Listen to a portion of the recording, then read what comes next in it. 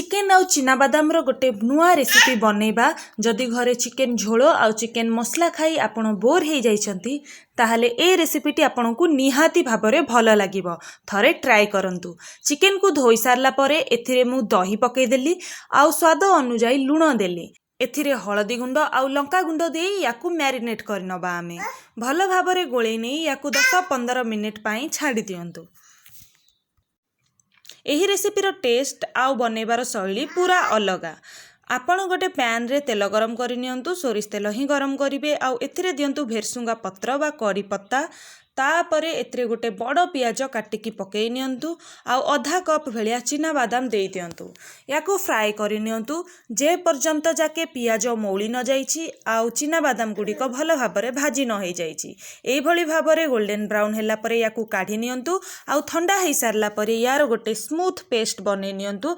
Grinder रे भल भाबरे mix करिकी गोटे स्मूथ पेस्ट यार बनैबार अछि। तापरे बळिथिबा बळका तेल रे आउ टिके सोरिष तेल पकई दियंतु आउ तापरे एथिरे दियंतु अदा रसुण रो पेस्ट। मु एठी आधा कप भेलिया अदा रसुण रो पेस्ट पकेछि आउ तापरे ए पेस्ट को भल भाबरे फ्राई करि नियंतु। चिकेन रो ए रेसिपी को आउ टिके स्पाइसी बनैया पई आपण एथिरे आउ टिके लंका गुंड भी ऐड करि परिबे।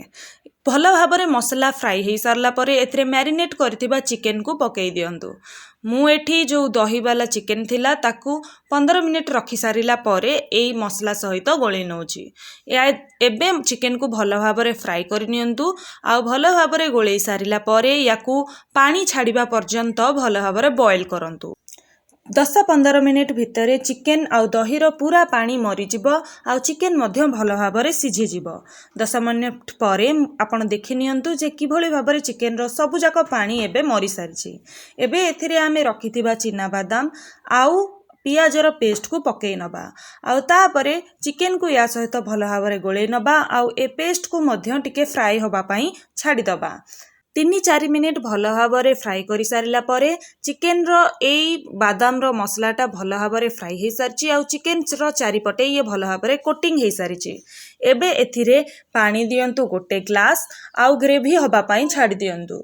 ग्रेवी को भल भाबरे बॉईल होबा पई छाडी दियंतु। आपन को जेतिकी ग्रेवी दरकार आपन सेतिकी रखि परिबे। जदि चिकेन भल भाबरे सिझी नाही ताहाले आपन याकू टिके समय घोडेई मध्य पारिबे जहा द्वारा चिकेन रो ए ग्रेवी रो जो टेस्टा अछि सेटा चिकेन सहित भल भाबरे मिसी जिवो।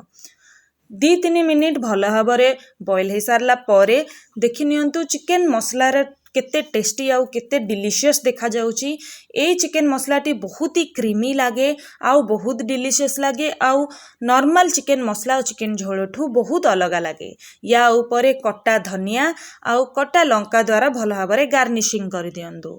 एते टेस्टी आउ डिलीशियस आउ क्रीमी क्रीमी चिकेन आपण थरे निहाती भाबरे घरे ट्राई करंतु। या सहित आपण बटर नान नान किंबा रुटी को खाई परिबे आउ ये खाइबा पई बहुत टेस्टी लागि थाए।